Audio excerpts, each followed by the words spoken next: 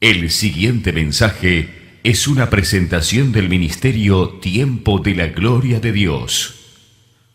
Necesitamos palabra que nos desafíe, necesitamos palabra que nos fortalezca, palabras que nos consuele, palabra que nos defina, palabra que determine un antes y un después. Y esto es muy lindo porque la historia de quien vamos a ver hoy, vamos a reflejar algunos puntos apenas, es un hombre justamente que en la historia de su vida fue determinada por momentos claves. Momentos determinantes, momentos importantes. Y yo creo en eso, en los momentos claves, cuando Dios obra, cuando Dios habla, cuando Dios ministra, cuando Dios nos atiende, cuando Dios nos escucha, cuando Dios nos responde. Yo creo en todo eso, pero también vemos y nos damos cuenta de repente muchas veces que Dios obra, que Dios habla, que Dios indica, que Dios llama, pero la gente no responde. Quizás vos hayas sido una de esas personas que no respondiste a la voz de Dios, al llamado de Dios. Quizás no has respondido en este tiempo. Quizás no respondiste a lo que Dios un día te dijo y todavía estás dando vuelta. Y simplemente quiero decirte que estás viviendo quizás y estás caminando quizás en este tiempo bajo las consecuencias de no haber obedecido a Dios en aquel momento que Él te habló. Vamos a abrir la palabra del Señor en Génesis, antes de empezar con el PowerPoint. Vamos a estar mucho en Génesis, 4, 5 textos. Y ustedes ya saben, cuando hablamos de Génesis, ¿de quién vamos a hablar? Prácticamente, sí, es uno de los personajes que resalta en Génesis, que es el Abraham, ¿sí? Y Génesis capítulo 11, versículo 27 en adelante, dice lo siguiente. Simplemente yo comienzo a leer.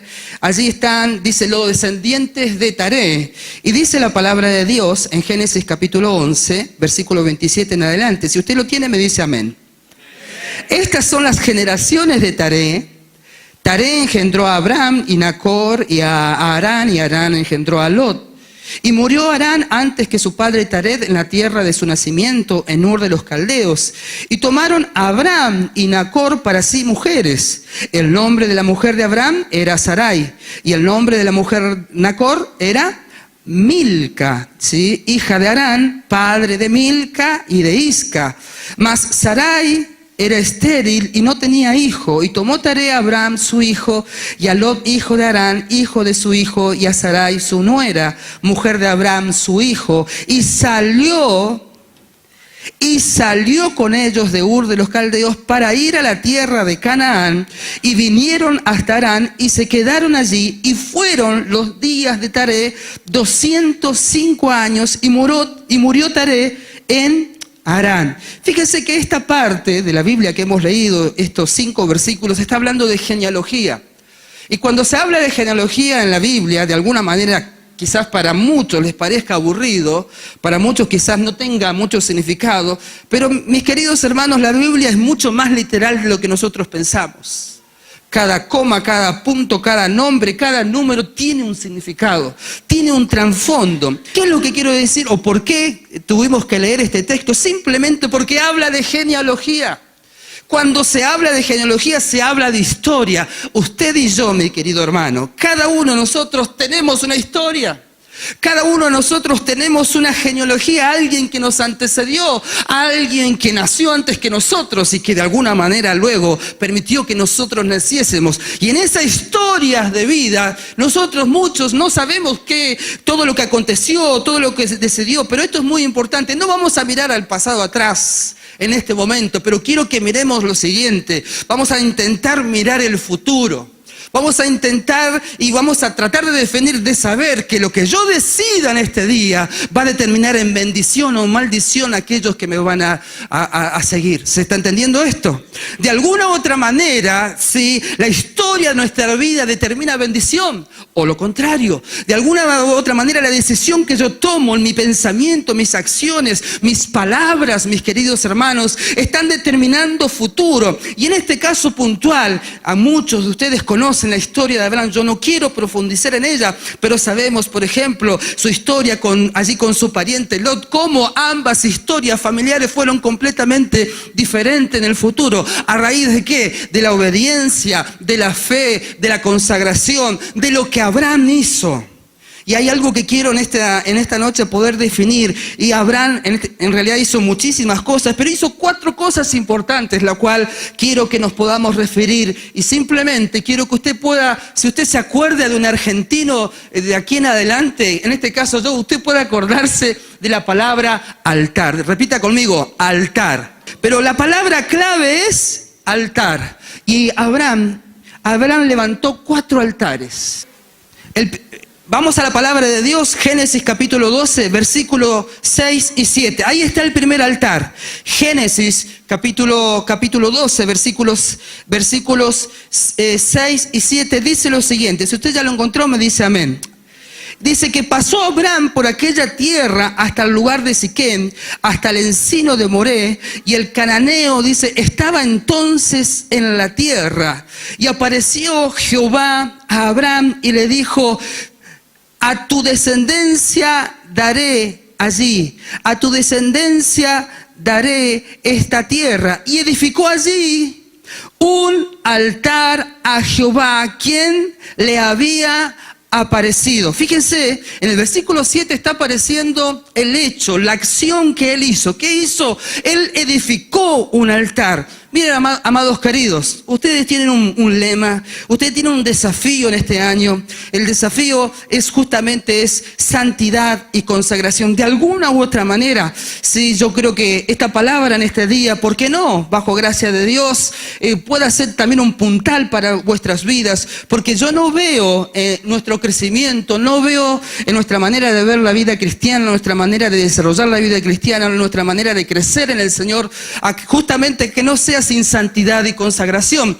Pero para lograr eso nosotros tenemos que hacer algo. Y justamente acá hay, en el versículo 6 está hablando lo siguiente. Ahí hay dos lugares geográficos, si usted pudo leer en el versículo 6, que es Siquem y es Moré. Y allí en ese lugar geográfico, mis queridos, está, de alguna manera, tiene una referencia. Por eso yo decía que cualquier punto, coma, número, nombre, o en este caso el lugar geográfico, tiene un significado. De alguna manera allí dice la palabra que allí Abraham levantó un altar a Jehová. Y saben una cosa, el término Siquem, si usted lo lee allí en el versículo 6, allí dice hasta la tierra, el lugar de Siquem, hasta el encino de Moré. Y ahí hay 2 palabras, 2 lugares geográficos. El primero entonces es Siquem. ¿Y saben lo que significa Siquem?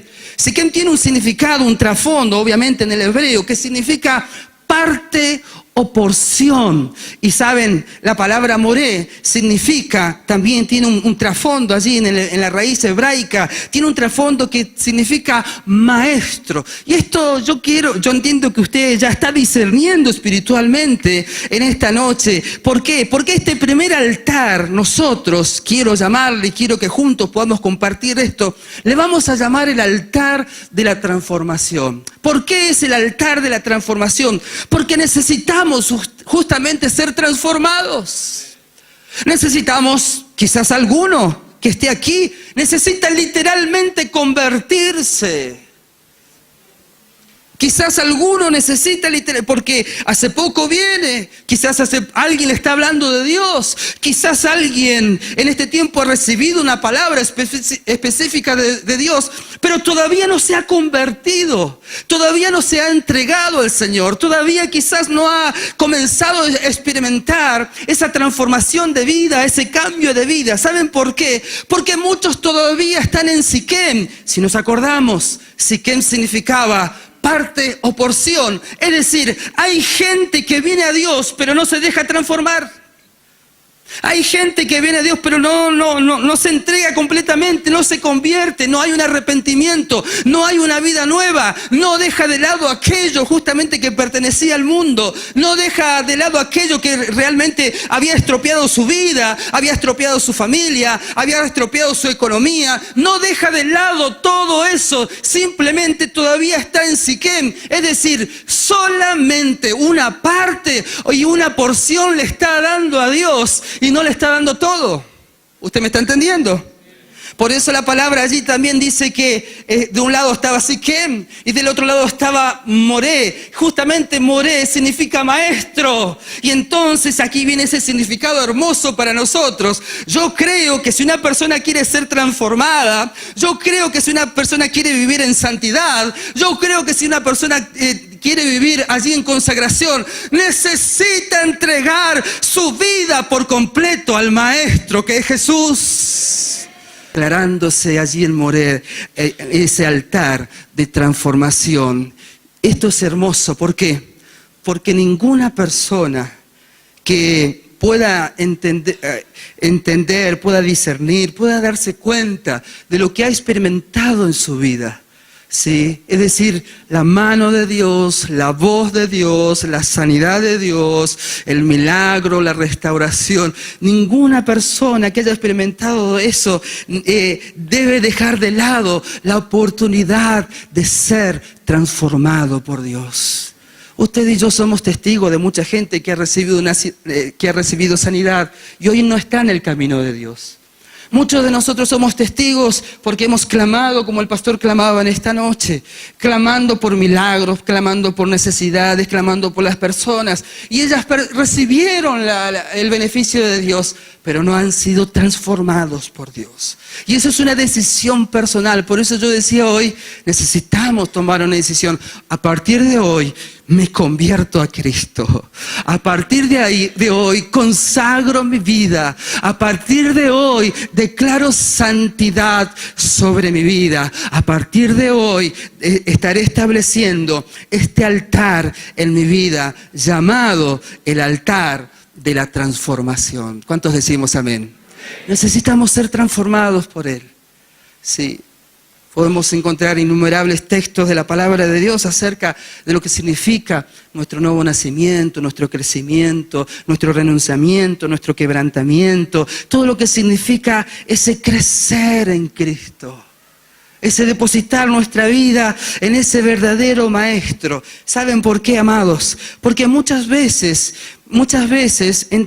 parece que no nos damos cuenta en que Dios no está preocupado en usar nuestras vidas. Yo veo mucha gente que quiere servir, mucha gente que quiere hacer cosas para el reino de Dios, pero no están transformados.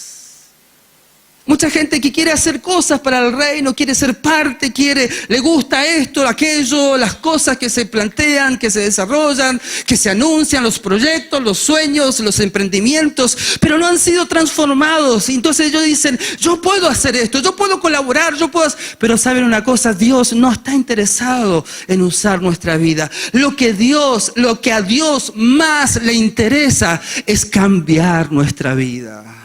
Porque Él sabe que si hay una vida cambiada, seremos instrumentos gratos, seremos instrumentos para su gloria.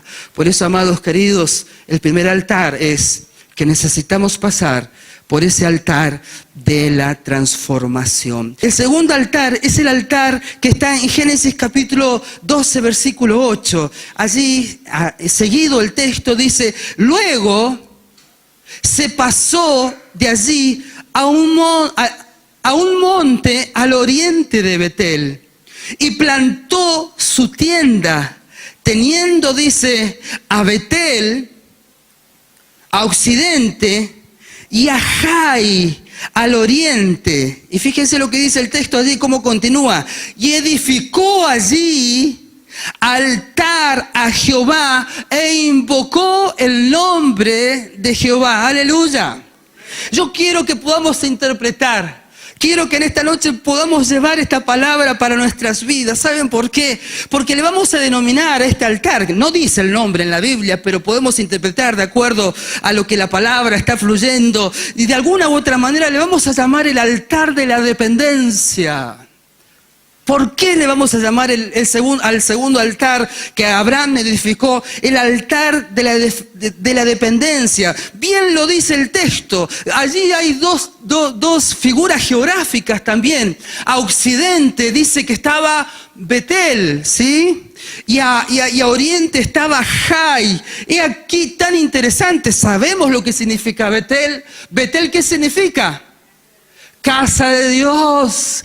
Casa de Dios. Dice que tenía él allí a occidente, tenía la casa de Dios. ¿Y saben lo que el significado de la palabra Jai o del nombre Jai en este caso? ¿Saben lo que significa? Significa ruinas. Y como yo sé que usted tiene mucho discernimiento en esta noche, ya está siendo bendecido. Es decir, acá hay que tomar una decisión muy importante, que es depender completamente de Dios. Dijimos que necesitamos ser transformados, pero también necesitamos depender de Dios, del Dios de esa transformación. ¿Dónde recibimos esa transformación? Es justamente en su presencia, en su palabra, en este recinto y en todo lugar donde nosotros vamos a buscar a Dios. Esto es muy interesante porque allí Abraham tenía hacia su occidente tenía la casa de Dios y hacia el oriente tenía Jai, que significa ruinas. Muchas veces podemos ver gente que dijo: yo me entregué, yo me bauticé, yo serví, pero de repente algunas de esas personas comienzan a mirar hacia Jai, comienzan a mirar hacia esas ruinas, a aquel lugar de donde Dios les sacó, aquel lugar de donde Dios le rescató. Muchos de nosotros salimos literalmente de las ruinas, del pozo, del barro, de los vicios, de la violencia, de la pobreza, de la miseria, de la enfermedad, de todo eso que pertenecía al lugar donde estábamos, que eran las ruinas de nuestra vida. Por eso yo dije, no vamos a mirar mucho para atrás la historia de nuestra familia, porque nos vamos a acordar, muchos de nosotros nos vamos a acordar de esas ruinas. ¿Cuántos decimos amén? Y vaya que Dios ha sido bueno, vaya que Dios ha sido misericordioso, vaya que Dios ha sido generoso con nosotros, que nos rescató. De eso, allí éramos lo más vil, lo más menesteroso de este mundo. Dios nos rescató. Y bueno, yo de vez en cuando miro porque simplemente quiero dar testimonio de eso. Porque nosotros, en nuestro contexto familiar, nosotros somos una familia del norte argentino. Y en el norte argentino siempre hubo mucha pobreza, siempre hubo mucha miseria, siempre hubo muchos vicios, ¿no? Todo lo que trae la miseria, la pobreza y todo acarrea, todo eso lo teníamos nosotros en mi contexto familiar. Yo provengo de una familia la cual de mucha violencia, de muchos vicios. Yo tengo de parte de mi padre, de mi madre, gente muerta por los vicios, por el alcohol, y cuántas otras cosas más, por el tabaco. Yo tengo mucha gente, muchos parientes que murieron de esa manera. Y yo simplemente digo: Dios, gracias, porque un día en el año 1980, en aquel marzo de 1980, Dios, vos tuviste misericordia de mí, viniste a mi corazón y me diste una nueva vida, me sacaste literalmente, ¿saben? De vez en cuando yo vuelvo a mi provincia y siempre hablamos con mi madre, y mi madre es prácticamente la vocera allí de información. Cuando yo voy y le empiezo a preguntar por amigos, por parientes, por vecinos, y ella me dice: no, fulano murió, fulano lo asesinaron, fulano un paro cardíaco, fulano se separó, los hijos esto, la violencia, el hogar, las violaciones. Y ella me cuenta todo allí lo que aconteció en el último año, los últimos par de años. Me cuenta toda la historia de ese Jai, que hoy es presente para muchos, pero para mí ya es pasado. Y entonces yo digo: Dios, qué bueno que fuiste, que un día me rescataste, porque si yo no te hubiera conocido, alguien estaría contando la historia de mi muerte, de mi vicio, de mi violencia, de mis injusticias. Gracias, Señor, porque un día me rescataste. Y amados queridos, cuando venimos a Dios, tenemos que definir justamente, depender completamente de Betel. de Betel. Por eso es muy importante también, a veces cuando estamos en el camino de Dios, a veces cuando transitamos, crecemos y hasta inclusive podemos servir y a veces nos acordamos de ese vocabulario y lo decimos. El vocabulario de Jai es la mentira, es la incredulidad, es la apatía, es la indiferencia, es la irresponsabilidad, es la desobediencia. Esos son el vocabulario, los códigos, los hábitos de Jai, de las ruinas. Y a veces decimos, estamos en la casa de Dios, pero todavía pienso como Jai, todavía hablo como Jai, todavía me muevo como si fuera que todavía vivo en Jai. Por eso que tengo que tomar una decisión, amados. Tenemos que tomar una decisión en la vida. Vamos a determinar bendición si vamos a permanecer en la casa de Dios. Vamos a determinar bendición para esas futuras generaciones si vamos a depender de la casa de Dios. Ahora, si estamos a medias, si de vez en cuando miramos o de repente nadie nos vio, nadie hice esto, lo otro, nos metemos nuevamente, cuánto pesar, cuánta carga, cuánto fracaso, cuánta sensación de miseria viene a la vida de un creyente cuando nuevamente va hacia Jai. Por eso, amados queridos, yo no sé cuál es su vocabulario en la casa del Señor, pero la murmuración, la contienda, el pleito, los celos, que la palabra habla, que está en Jai, no tiene que estar en la casa de Dios. La desobediencia, todo aquello justamente que pertenece al vocabulario, al pensamiento, a la filosofía de vida, ese estilo, esos hábitos de vida de Jai, no puedo de ninguna manera permitir que en la casa de Dios exista. No puedo permitir de ninguna manera. Por eso muchas veces no nos damos cuenta, hablamos y terminamos murmurando. Terminamos allí criticando de manera indiscriminada, de manera hasta gratuita, muchas veces sin querer o a veces queriendo, nos vemos envueltos en ciertas conversaciones que no pertenecen al vocabulario o al pensamiento de la casa de Dios, sino que pertenece a Jai. Por eso, amados queridos, qué lindo es pertenecer a una familia de Dios, qué lindo es pertenecer a la casa de Dios, porque ahí yo me doy cuenta y ahí nos debemos dar cuenta que la casa de Dios es lo mejor que nos ha pasado. Estar con los hermanos es lo mejor que nos ha pasado. Tener la comunión con los hermanos es lo mejor que nos ha pasado. Por eso tenemos que cuidar. Vamos a decir, dependemos de aquí. Esta es mi casa, esta es mi familia, este es mi apóstol, estos son mis líderes, estos son los que me bendicen, estos son los que me ayudaron cuando yo estaba en Jai. Hoy yo los voy a defender. Hoy yo los voy a cuidar. Hoy yo voy a orar por ellos. Hoy yo voy a hacer trinchera espiritual para bendecir la casa de Dios. ¿Cuántos dicen amén? Necesitamos, dijimos, el primer altar, altar de la transformación. El segundo altar es el altar de la dependencia. Voy a decidir, esto es importante porque a veces vemos, me pasa a mí como pastor, y pasa en toda congregación, pero procuramos que cada vez sea menos. Familias que se van de la iglesia. Matrimonios jóvenes con 1 o 2 niños pequeños, se van, toman la decisión arrebatada por circunstancias que le pasaron o cosas que podían solucionarse si se conversaba como se correspondía, pero van, pegan casi un portazo, se van de la casa de Dios. Y ellos dicen, no, nosotros vamos a ver qué hacemos, listo, gracias, hasta aquí llegamos. Y se van de la casa de Dios. Eso pasa en Argentina por lo menos, no sé en Uruguay. Pero en Argentina pasa eso, y se van con sus niños allí, enojados, los van arrastrando literalmente. Y esos niños dejan sus amiguitos, dejan allí, quizás son niños, preadolescentes, dejan sus amigos, su contexto, todo lo hermoso que sus padres le habían enseñado que era la casa de Dios. Y se van.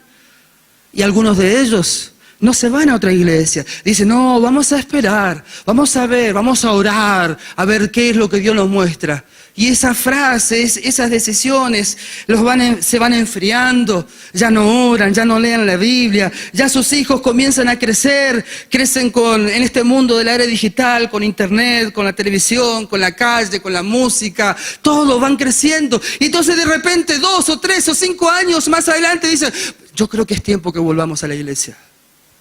Y ya sus hijos crecieron, se hicieron adolescentes, jóvenes, y le dicen, chicos, vamos a ir a la iglesia. ¿A dónde? A la iglesia. La iglesia, al lugar donde vos nos sacaste, nuestros amigos, al lugar donde nos llevaste arrastrando, me acuerdo. Nos sacaste de ahí, enojados, te enojaste con el pastor, te enojaste con el hermano. A ese lugar vamos a volver. Yo no quiero saber de Dios, yo no quiero saber de la iglesia. ¿Y cuántas familias y cuántas generaciones se pierden? Por eso, amados, y esto lo enseño siempre allí, les digo a los matrimonios jóvenes, ustedes tienen que definir si esta va a ser su casa, porque en esta casa ustedes van a crecer, sus hijos van a crecer. En esta casa ustedes van a servir, sus hijos van a servir. Es la decisión de ustedes. Y todo lo contrario, andar deambulando de aquí para allá, moviéndose de aquí para allá, parecen creyentes nómades. Todo eso no trae bendición. ¿Por qué? Porque se mueven bajo los códigos, bajo los pensamientos de Jai, y resulta ser que quieren las cosas de Dios o las cosas de la casa de Dios. Amados queridos, si Dios te habla en esta noche, necesitamos ser transformados. Si queremos vivir en santidad, si queremos consagrar nuestras vidas, mis amados queridos, necesitamos ser transformados y necesitamos depender de la casa del Señor. ¿Cuántos dicen amén?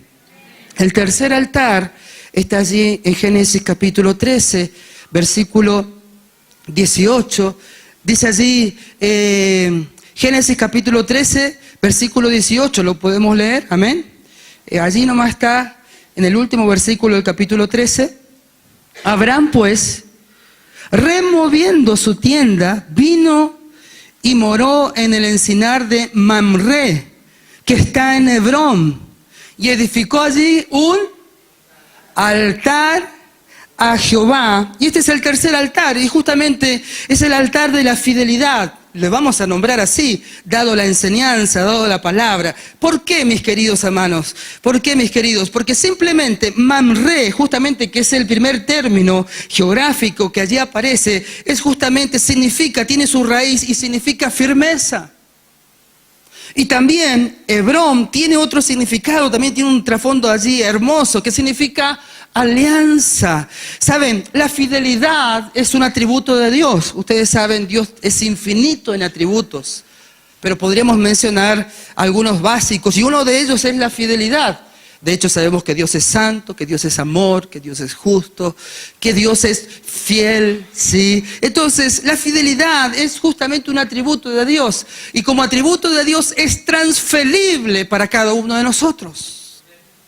Es decir, usted y yo podemos ser beneficiarios como hijos de Dios, que hemos sido transformados, que estamos buscando depender de Él. De alguna u otra manera, ese atributo de la fidelidad de Dios viene sobre nuestra vida. Es decir, si alguien es falto de palabra, si alguien no puede cumplir con la palabra, si alguien de repente es muy cambiante. Por eso la Biblia cuando menciona que nuestro sí sea sí y que nuestro no sea no. Es decir, tenemos que ser personas de palabra, señores. Tenemos que ser personas creíbles. Personas que cuando la gente nos escucha digan, ese hombre, esa mujer está diciendo la verdad, porque su palabra la mantiene. La palabra hoy, por cierto, en la sociedad que vivimos, en este mundo de la posmodernidad, podemos darnos cuenta que la palabra ha perdido su valor, es decir, el valor de la palabra. Es más, podemos tener infinidades de leyes, y yo sé que hay gente letrada aquí en este día, y yo puedo entender que de alguna u otra manera, las leyes que están establecidas, ¿para qué? Aquello que se firma, aquello que se pacta, aquello que se define frente a un escribano, frente a un abogado o donde fuera, o lo que usted firma como un documento donde se le va a reclamar, de alguna u otra manera hay gente que lo puede defender o lo puede acusar, y de alguna u otra manera esa ley que lo ampara o hace lo contrario puede ser transformada en la manera en que es presentada la ley. Es decir, que hoy ni siquiera la firma hasta puede ser allí contraria frente al hecho de que si usted quiere cambiar de opinión o retrocede en la decisión que tomó, de alguna u otra manera va a encontrar gente, y lo digo con mucho respeto, y va a encontrar letrados que van a intentar modificar para que usted no salga tan perjudicado frente a aquello que se dio cuenta que podía ser perjudicado. ¿Y cuánto más entonces, si amparados por leyes, si firmas, documentos, todo lo que uno pueda hacer, rubricaciones correspondientes, puede ser modificado, cuánto entonces la palabra? ¿Cuánto? Entonces vemos en esta sociedad, ¿sí?, donde a lo malo se le llama bueno y a lo bueno se le llama malo. Entonces no importa lo que se dijo ayer, hoy es otro día. Hoy nada es absoluto, todo es relativo. Y muchas veces ese nivel, esa influencia, esa filosofía de vida, muchas veces en la vida de los creyentes, lamentablemente, aquella consagración, aquella decisión que se hizo inclusive en el altar. ¿Por qué una pareja pasa aquí al frente y está comprometiéndose delante de Dios, delante de la familia, delante de los hermanos en la fe, delante de los amigos? ¿Qué están haciendo ellos? Están haciendo un compromiso, un pacto, una alianza. Y ellos dicen, hasta que la muerte nos... Y mientras tanto hay una ley que dice que si usted quiere separarse, se puede separar.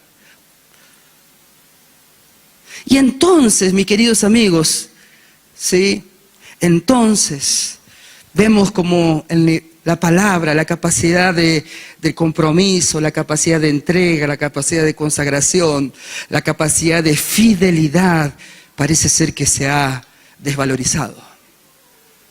Abraham dice allí que en Manré y en Hebrón él hizo un altar declarando ¿qué cosa? Yo creo que la firmeza y la alianza, que es el significado de esos dos lugares geográficos, de alguna u otra manera significa fidelidad. Y hoy más que nunca debemos decirle al Señor, Señor, queremos serte fieles. Señor, en medio de la circunstancia, de la situación, en medio del dolor, de la tristeza, en medio de la persecución, en medio de la enfermedad, en medio de la falta de trabajo, en medio de la escasez, en medio de tantas limitaciones, Señor, yo voy a seguir siendo fiel.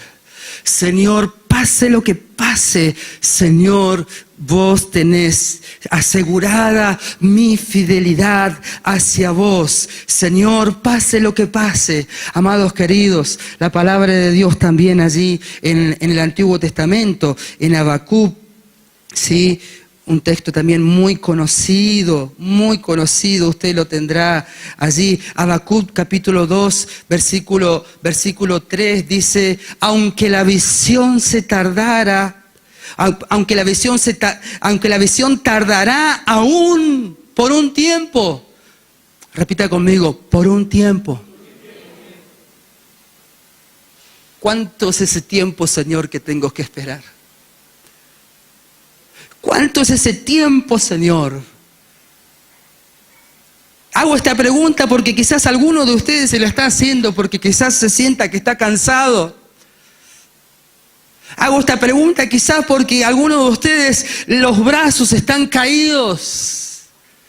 Ya no hay más fuerzas para sostener las rodillas, es decir, para mantenerse en pie. Sienten que las fuerzas se le están acabando. Usted que está pensando en su familia, usted que está pensando en su matrimonio, usted que está pensando en ese emprendimiento, en ese proyecto. La palabra de Dios, es decir, ese proyecto que hace tiempo, esa situación familiar, esa situación matrimonial que hace tiempo la está viviendo, la está experimentando. Plagado de injusticia, de cosas malas, feas, desagradables, hasta algunas quizás como en la lamentable y espantosa sorpresa que muchas veces nos podemos decir que aquella familia, que aquella situación está viviendo y nadie sabíamos, nadie nos dimos cuenta, el calvario, el flagelo, la injusticia que esa mujer, que ese hombre o que ese niño estaban viviendo. Y entonces allí quizás, como dice el texto, aún por un tiempo. De repente, ¿dónde está la gracia que continúe la injusticia, que continúe la perversidad, la violencia, la mentira? ¿Dónde está, Señor? ¿Dónde está la gracia de la pérdida que tengo, que he tenido? ¿Dónde, Señor? Porque yo no me puedo dar cuenta. Mientras tanto estoy sufriendo, mientras tanto no tengo, mientras tanto perdí, mientras tanto me estoy aquí sentado pensando lo injusto que fue lo que me pasó en la vida. Y entonces la Biblia allí dice, por un tiempo, aún por un tiempo, más se apresura hacia el fin. Y me encanta la palabra de Dios, porque esta leve y momentánea tribulación produce en nosotros un cada vez más peso de su gloria. Es duro, es difícil, pero allí por un tiempo esto se apresura hacia el fin. Y ahí dice la palabra, y allí no mentirá. Diablo inmundo que en este tiempo estuviste susurrando. Diablo inmundo que en este tiempo quisiste burlarte. Diablo inmundo que en este tiempo quisiste allí producir infidelidad hacia Dios. Diablo inmundo que quizás en este tiempo estás susurrando en el oído del pueblo frente a la prueba, a la circunstancia, frente a la situación familiar. La palabra de Dios, diablo inmundo, no mentirá. No mentirá. Pueden pasar lo que pueda estar pasando, pero la palabra de Dios no mentirá. Aunque tardare, espéralo, porque sin duda vendrá, no tardará. Aleluya. Señor, esperamos tu promesa, Señor, esperamos tu fortaleza, Señor, esperamos allí tu dirección, tu luz, Señor, necesitamos eso en este tiempo, aunque la visión tardará aún por un tiempo, no, mas se apresura hacia el fin y no mentirá, aleluya. Isaías capítulo 36. Isaías 33, versículo 6.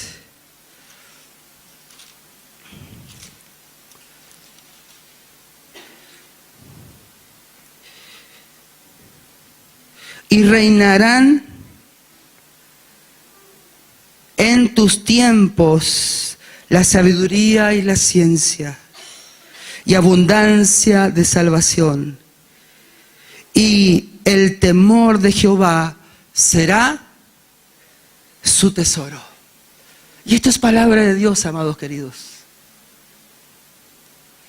En medio de las circunstancias, en medio de las necesidades, en el tiempo de Dios, la sabiduría y la ciencia, para conocer, para saber, para interpretar, para discernir, para encontrar una luz en medio de todo lo que hoy no podemos ver. Necesitamos que ese tiempo se acelere sobre nuestras vidas. Necesitamos que ese tiempo se acelere sobre esta casa, sobre sus siervos. Necesitamos que este tiempo se acelere. Sabiduría, ciencia y abundancia de salvación. Amén. Y dice el último altar. Entonces el primero es el altar de la transformación, el segundo altar es el altar de la dependencia, y el tercer altar, como hemos dicho recién, es el altar de la fidelidad. Y el cuarto es el altar del sacrificio.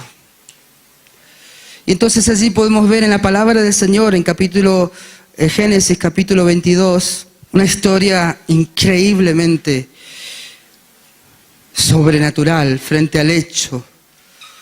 Y dice la palabra del Señor, Dios ordena a Abraham que sacrifique a Isaac. Y entonces allí aconteció después de estas cosas que probó Dios a Abraham y le dijo: Abraham. Y él respondió: heme aquí. Y dijo: toma ahora tu hijo, tu único, Isaac, a quien amas, y vete a la tierra de Moriah, y ofrécelo allí en holocausto sobre uno de los montes que yo te diré. Y Abraham se levantó muy de mañana y enalbardó su asno, y tomó consigo 2 siervos suyos y a Isaac su hijo, y cortó leña para el holocausto, y se levantó y fue al lugar que Dios le dijo. Al tercer día alzó Abraham sus ojos y vio el lugar de lejos, y entonces dijo Abraham a sus siervos: esperad aquí con el asno, y yo y el muchacho iremos hasta allí y adoraremos y volveremos a vosotros.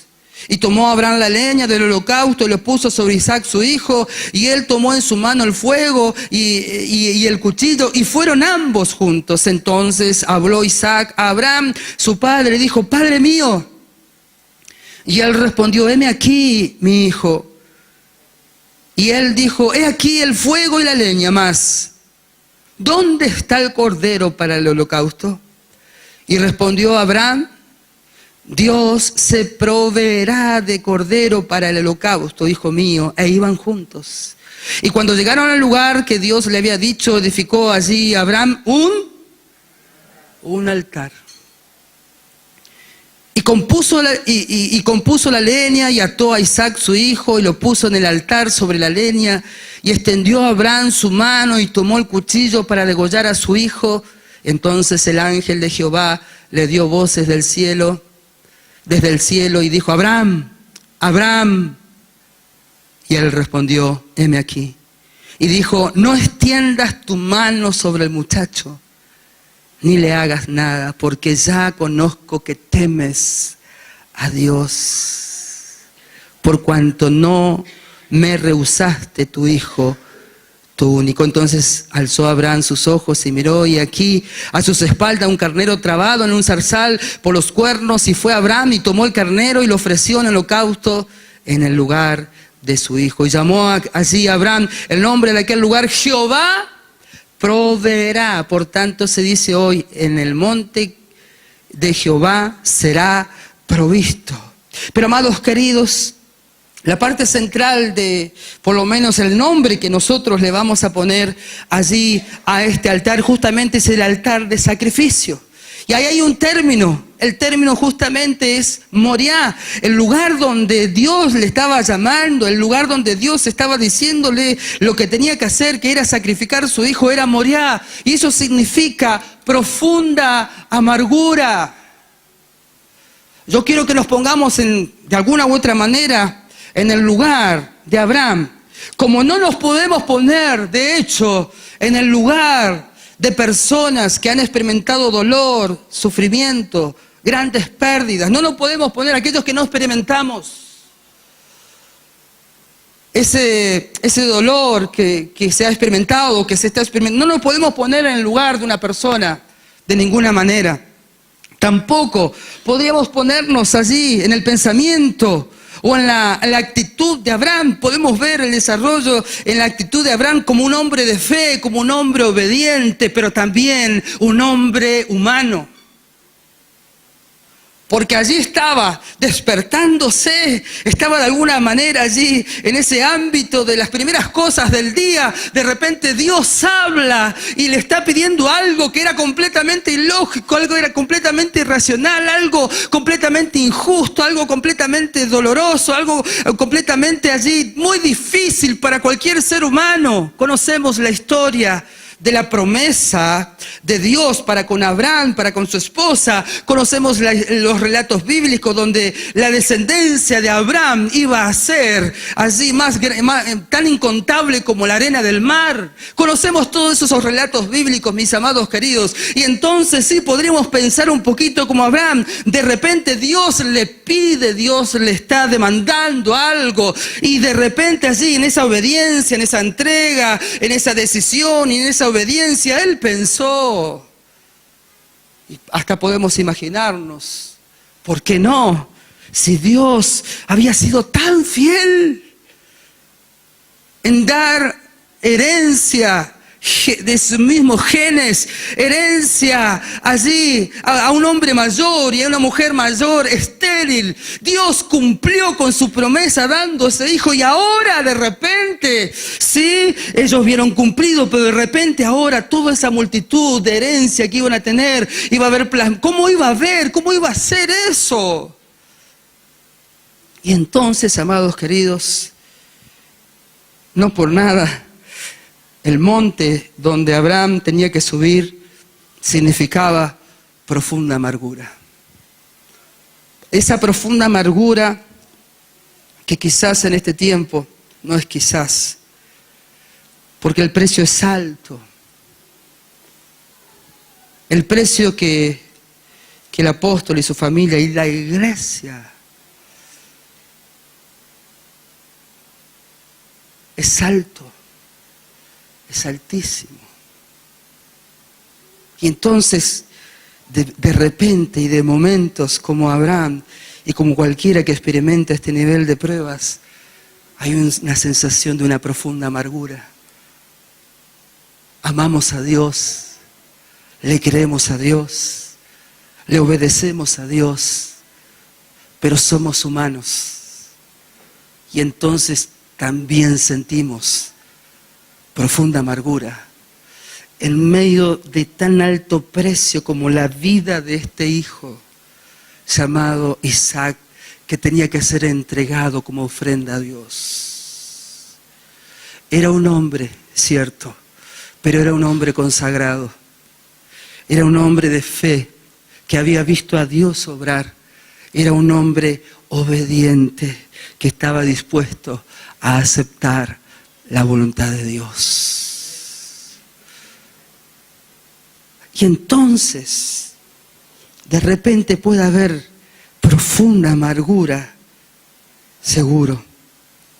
Seguramente que sí. Lo hubo allí en ese monte. Y dice la palabra de Dios en Filipenses capítulo 2, versículos 5 al 8.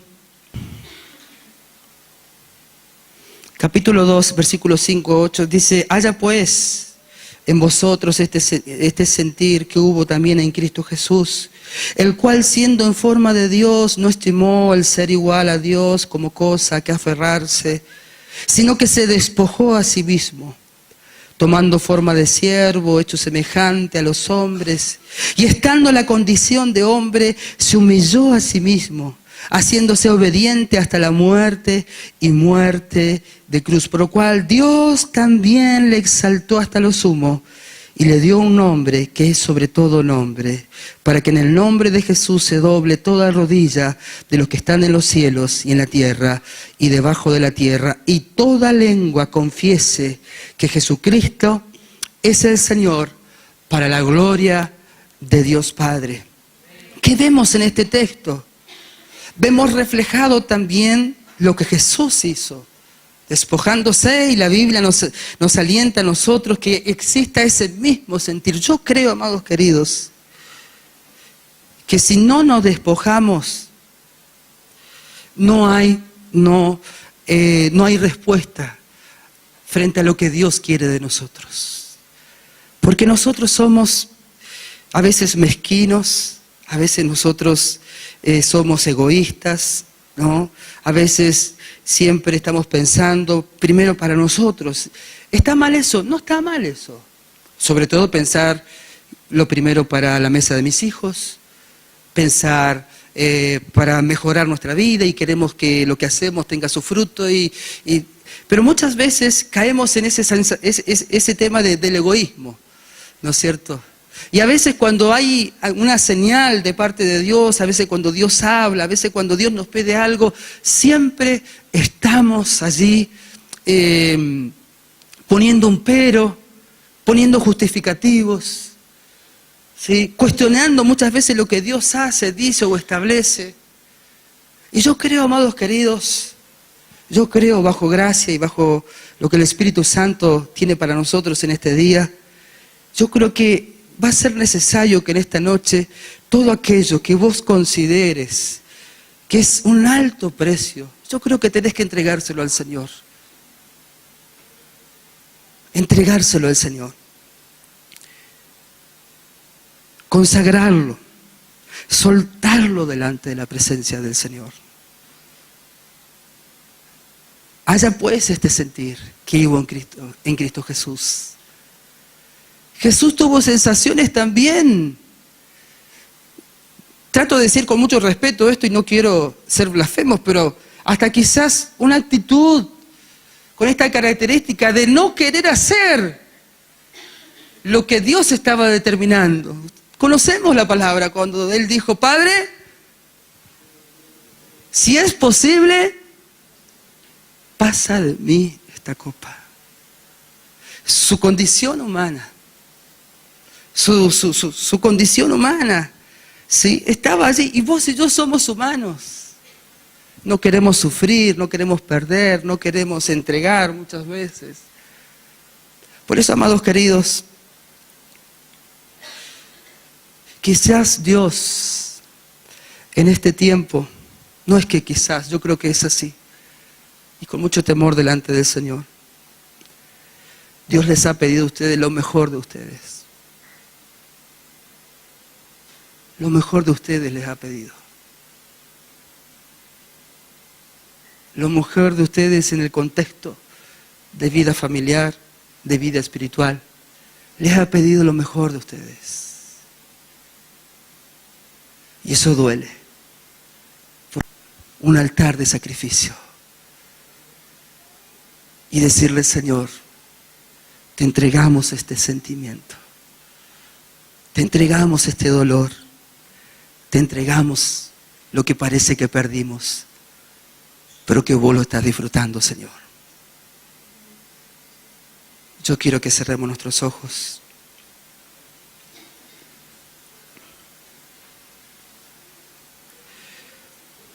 Quizás Dios, hablando en este tiempo, quizás necesita ser transformado, quizás necesite declarar una dependencia, quizás necesite ser más fiel a Dios.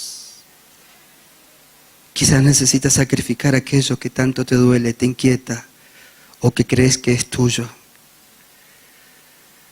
Abraham, la Biblia dice que era su único hijo. Es más, Dios le dice: a tu único, a Isaac. Era lo máximo que él tenía. Pero él estuvo dispuesto allí a entregarlo, a sacrificarlo delante de su presencia. Entrega, consagración, obediencia. Fue una presentación del Ministerio Tiempo de la Gloria de Dios.